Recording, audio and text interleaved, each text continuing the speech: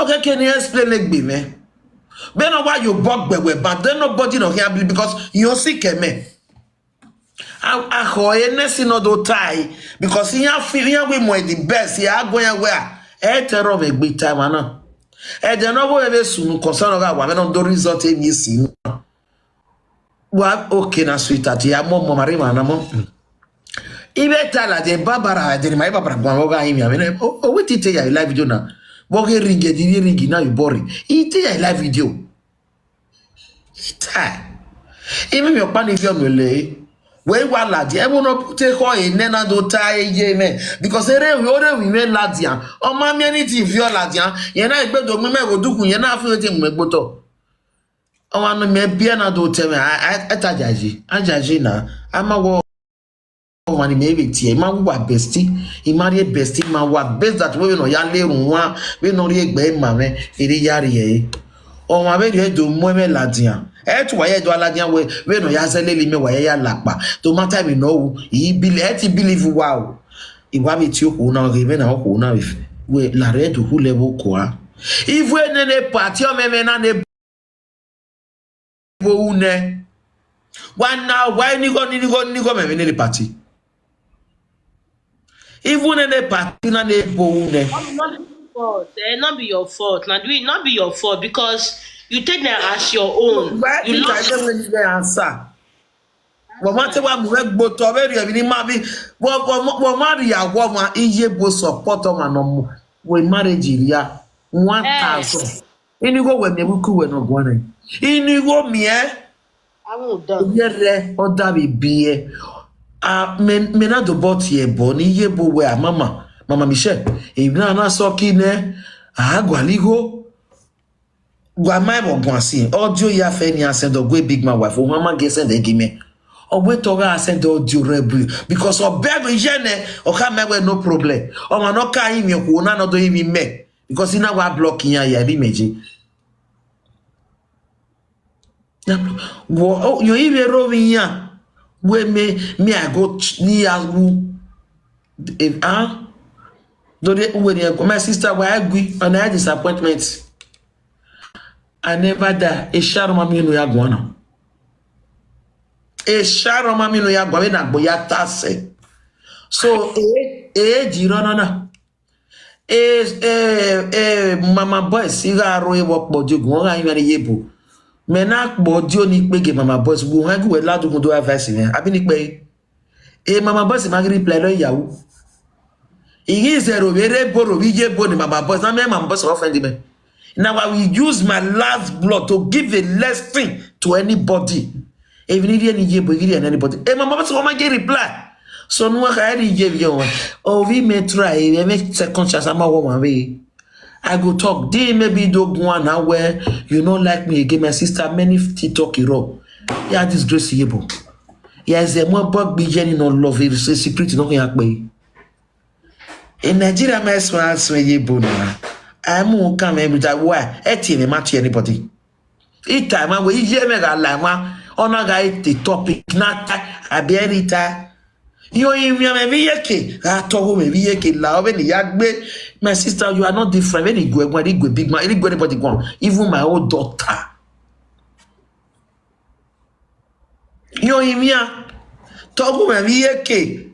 Okay, get mama mission do a collie. Mama go gbe running. Wa bi ata bi live video wa mo geru pa je Jesus wa we ni ga ita ye gugun a yes e gbogbo mi yeke me ma ri yan na ne ge we saga ye bu abi la du mi ye bu wa ga ita mi na so no me iwe saga me ma ri yan ri ni me yeke yan ifan wa fun yan wa gbon iye bo mi eze u bo di oni wa pe ogun gbera gbiju e ogbiju e ni ogbiju e iye bo do po di oni lu fun yan ni eze u gbe o di oni wa pe Oga ogugwe ye respect me no yaswo boy ye podok bodioni I dare you uwu aize women ilawa me ovi me dey threaten when gwana we wa pefe TikTok lare ya we ovi me mate ogwe when ge man comment ye picture women we na okpagun ano jani we pe we ye bo wu yen owu ga ladian na bi ni we pe Owe mama when ik be ni yebo wo ga ladia wo enye. O ego wa no bia na what where yebo. We pen wo we had mo wo me all work here say 1 month. Wo we asa guy me for how many weeks or time in the video. Or wait 2 weeks I ekpe for yebo we na pogi maybe 2 weeks or be expire ne ele just say time. Baba with this man time. Noge dian ya ase amajere odi no gwe wa ni wokogbon ma mi oni the social media president in Almighty and we megwani mo te ya yebo when go say so ere social media ija obi okin mo te ya yebo we no te Bobby ya mo wa mo what we yebo wa ni great no ja we challenge me e de ni gba yebo o mi mo kan ti tai ka me we yebo we o si iye te no ma no agun ogwa le Bobby ne baba na egene ave le de so ogwa lo te Bobby vi ogun ne wa tubu me ma ya we be gwa lo gi me vi ogun ma e dere me o we ave ne gbu we ma egene a take you serious ya ne mama Michelle we time he was here to talk we wo viere e second papa no biena we wa yin na mama get talk mama we wa yin gbu we wa gi me na mama beg them no you push me what I want to time agbon yi me sick yebo I dare your mother ogun gbi you e talk ogun gbi you e o 20 no we hand to reply e me ko 20 e mana ri o 20 we ga me afunya wo Mommy, for the very first time. ya tie bo e ti me ji na tie bo wa ti me yin Wo me ti vanita we ya muti la wo ko. Mama why gbota yo.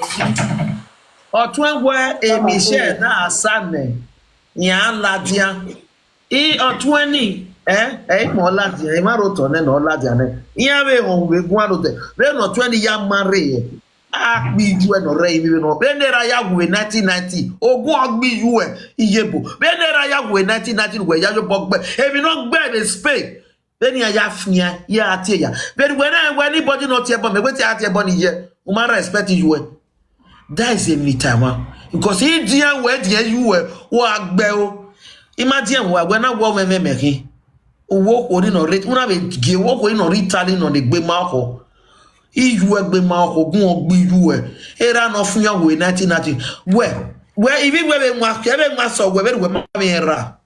Itafia na be gbe rugby you o mara be nwa baira go be si okia na ya mere awa we no na weti concern you awa ne gwa le problem then awa ne ka be me na e won wa gbon no ya mu la lo ne no gwa ne be ma we no be la lo ene nu we ra we ya we o se we e best yoga adafu we o si we na no e best we na ya no you introduce a guy when na we are we mama tata a best when I introduce a guy when we because we like we na la lo our best we tie oh yeah introduce a boy no we man na we yo ya tie boy a girl na or can be ye boy no can be guy na e ke no na do wa we because we am we o se when e ke no ye wa ko ye boy can I go forward cause a boy na la lu ewu no pe no marry na oh yeah you not do me pastor na because I get find out. Then you go no ya brabe family. Yeah, but $500,000 would last now. No now get to at that for that is at that for what you dey no Nigeria no what you man no go now we have $500,000. Eh to you go come be here. No fin awu. All the go party na ba we your mass carry here.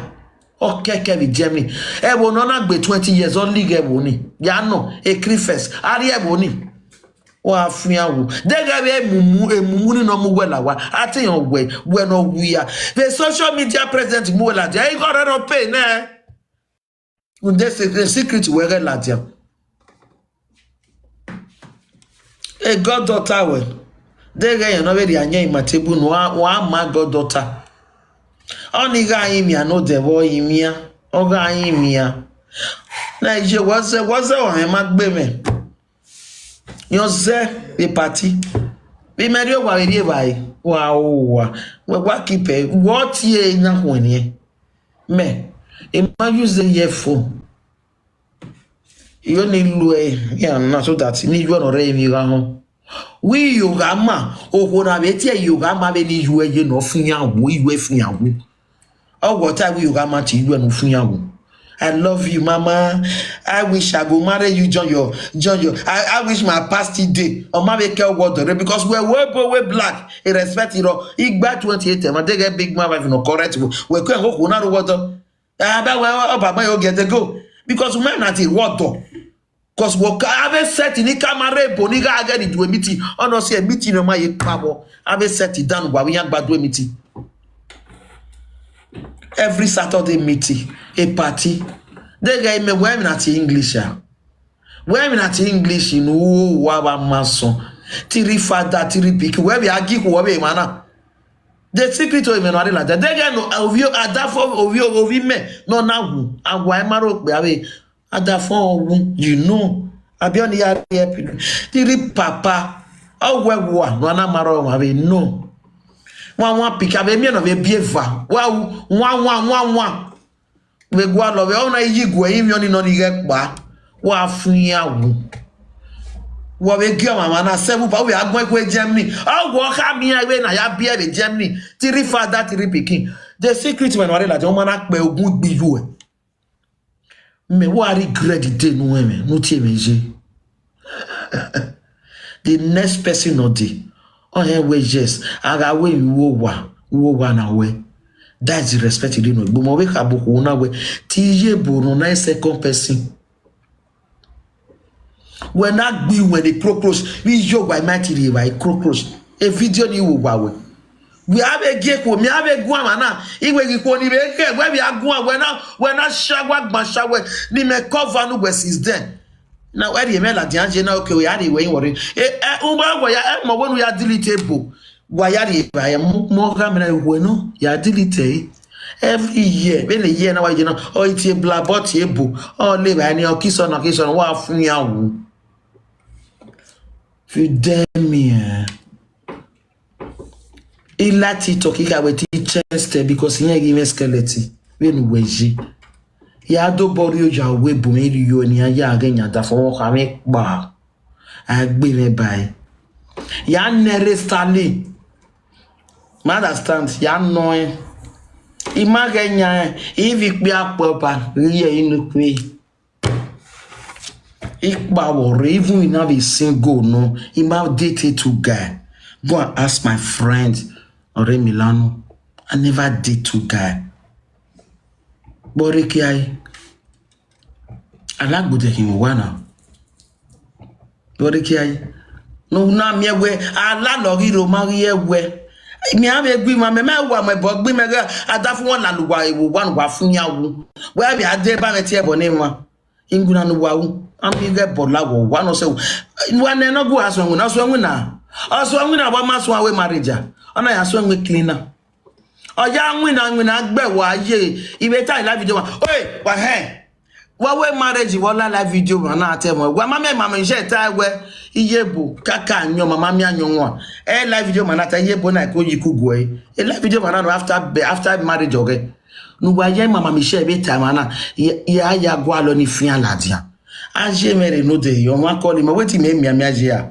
we live video mama share na do tabe bi iyebo la do worry mo me ladia we mama share na ta we iyebo we ucha kakanyo o iyebo na ko yikugo nu wa ya be no punish my party wa funya wu call me bi atana iyebo to asaga no ma sedan utini ade party ona ga yin ona pass phone awai ogun e ma bi no de get temperature yin ha ne de gbe ni agun yen gbon ya agun ye gbon o ya lo we hospital no nu gba no call me ma why call me avanu hu ya agun egbon lo bi e wa funya because when go e ma attacking e me no ladi on the squad it was me dogo salobana because I don't cheat anybody wa gbewo o wie mi ho na me wu no gbera na do gbo ya we serio mo wo operation anurie na ijo bome vie the sick if you operation anurie na no kai mama Michelle mo yo bome vie operation when it like that's when I feel secret laja Mamia koni nu wa we nu ka operation na be week na. Mo ye po me vio yebo.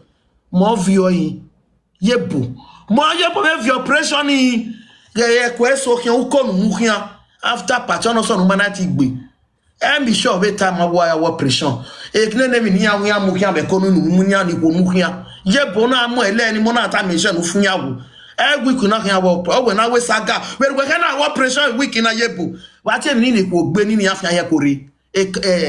Ni ati ni ati ni amu je ko ni yebo umweni nyahu ni ahu afia be ni ko wa tuwu Fibro we harama fibro tu ga agu ga the fibro gbo ave party we yebo we na mo bo we atogi me tu ne fibro awu age me Inwege echo flat igbase bie imagine operation bie wa afunyawu. Did you challenge me? If I bro agbo ave party nu iyamage we ga boss we go ma tikin gwena me we agbogi me la for 2 weeks ogwe one more thing no jebo ni ata send give me na oye tewe umana hospital we ga me am yo be wu no ogbo and he's ready in hard is again. Don't nobody challenge me. Imaka, at least, would I forgive the first group no carry? Enough forgiving ya. Again, can't you see? That is me. I can give you 2 years, but again, I go. I get in me. When trouble come, everything wake up. You are idiot. If I brought see any man, I call it.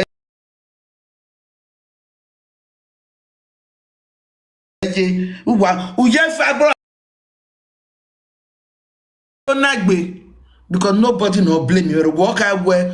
I've been back by my 400 or something. And who I would have anything. And make you would have now. Yeah, I dare you move your government at yak bay. In a camera down. I want more adversary remember. The only thing warrior in your view. Me go wow, me de wa funya. Me now go mama. I dare you and any problem. Well, our problem not that soon before marriage. A video is someone born wa funya. Where was it when ya? Where was it when? Wherever you calling me. Let me tell you what part or not calling. However, problem here we ye bogi log. You waiting ma to ye boy and I will re myself. Ya to where man go yebo.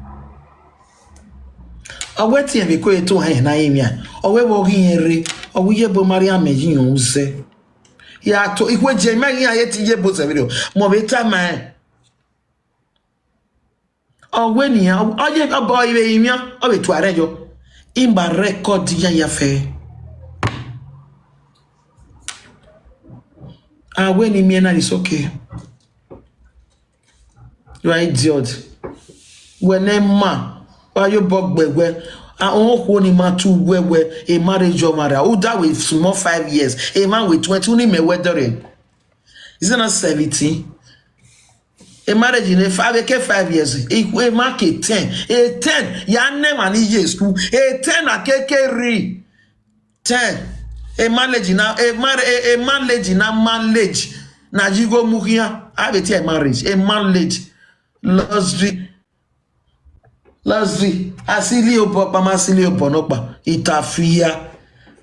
I don't lie. Asili opo pa masili opo nopa. Be bede me e da doga ya refugee ya mwanyo. Any sin no. Even na imani via ogba wa fun yawo. 150 or donate.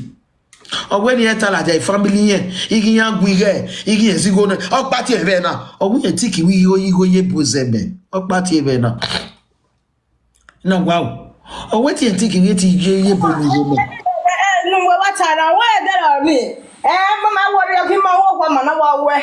Wo Hello. Oh we thinking it ye bo mi go me. Ibe totally ya la video wa. A connection wo ibe. When we en balamano, me no wa o Nigeria. Be na be record your joy me time. A picture e kamula jasi owo eje webo wa se tejo so won neme e jazzy o e gas ni moge o ya ri webo e wopa ime could be rejected in no more. Yeno. Oh, never jazzy.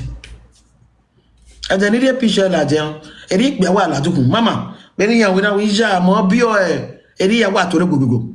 You have to wear Tiasa Gaia. We are with Tiasa Gaia Eric. Now, well, more bio. Ime kwebi we agbada mo wi ede na no isi na dele na me ma mi agugun ina ido mi agugun o ma fa la o je o we na ya he ki oko wa we yen ki wo ka o we ni de gbe me we bu ena we e ma pa ibe me connection 6,000 and I when we on the 20 month in ari me and on the 3 on the 13 month in Ghana. Eya ona ke 5 one me go no ke obi me ni me ya complete 5 me ke be me o the first time na call yebo ina be call chef prince again chef prince oriema na wa run the 500 in me na why ha can call keke mama Michelle me empty bag ni ke when you wagele ano in my call the chef tell yebo wa run 2 seconds or when you worry or what when you worry on what we beat in Germany. Oh, me Kenya na wa body go 2 seconds. Now God bless you. And I go to me. And I mean what the thing gila diana or no push you even where he gave me raw. My dear sister, the other day I returned that money to that account. I mean second day no. I don't know. And I returned the money to that. When the Germany this account, I return it back. However, now my low or where J be my larger. Even any go self. Hey man, why we ya come we ya? Then be I get a manager. Understand? Or for but even we better not contribute 150 when you tell at the family or we go in one low me. You. My sister, almost 8,000 coins. He loan never we birthday. Or ever woman 3,000 coins now West. Because I will pay for me say, 1,000 here. He can't get wages almost to the 80 man. He wear with my heart. Again, the man say ya we competition where maybe you go ni loan ye boy alone here. Hey now challenge even ya say mama face. Man understand? He make what to okay.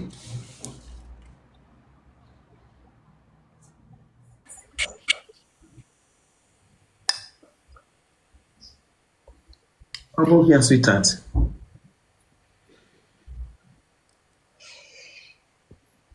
Hello. It's the queen. Hello. Hello, Ije call. Baby, are here. Mama Blue. Apomusa mama. Beautiful woman. You are very well like you were bet. Anything can contribute. You are like me here, Nota. Or see any ladukun. Na ladukun dedemede. God bless you. Ladukun. But you are very well. Even Nota. O ne mo secret le ne me keke o ukun. Set o ma no man we. Guy woman e ukun. Emi o be ro ni aya saga we jealousy no. Me abewu we ti me abewu we ti me jealous we nya. With your age. With your age is just a number. Let's see that. Understand? If very well, yahu he. If me beje, because us iladukun iwe yo no bi okan do ti ebo me age me yo bi okan. Understand? Iladukun my first time ni ya ladukun any place in Ahina. Iladukun. Because insult we go all insult at all. Even wata iwa dami ho. Every time iwa lie mana. Ya wa we say me wa we dami ho, iwa we ture. Aya nwa mi ya nwetana ni dandoge ya nwa no. Understand? If I saw ya ugrigri wa mami egbin wa gbon de but area ni agbon. When wa ya jebe man I love o wa me negbe. O ma no borrow my go ete mi down all because anything can happen but o ma borrow we go ma iri ne oni ma wo. Mola no ri go ni nege ni. No ri ne for so my 12 o'clock now or make it 4. Emma. Borrow. Yeah, we borrow. We go wa. Ime yeah man we ero fero. Ina inide nera 2 million. Yari ne ero nwe. Ayi we nera nene 2 million. What the error na my error very problem is na. On your any fake life in the when you live fake life. Still by trick. Emma. Ọmọ no ni eya we go boy egbe oko ni. Ọmọ ni no nyago ọmọ no nyago mwe container ari owa. No be go na wan nyago na. Ọmọ no gi nyago na. O gba mu yo we. Ọmọ no ye nyago. Me mwe ka do nyago na. Ọmọ mwe container ari owa. O yere me no yigo. O me no yigo. Ole container gi dis stop e mama rikai. Ni yebo already stop. E mama rikai di da bi e so e soro ti o wu. O ma leji. Jesus. Na ihe mamorika do nyago ave mani mai mu me no yago be la video we biere onyago so Emma kaka Emma is very bad. It's very bad. Umego I borigo I we gume we go because Emma ni we business ye menare Europe the same thing. Wa borigo ne we really u me madinu ya we rigo me momo ahia how do I problem. Again, menare Europe reage. And even if I like ni ave tano do mami wa gbon hiare ma anybody no here borigo no me sure what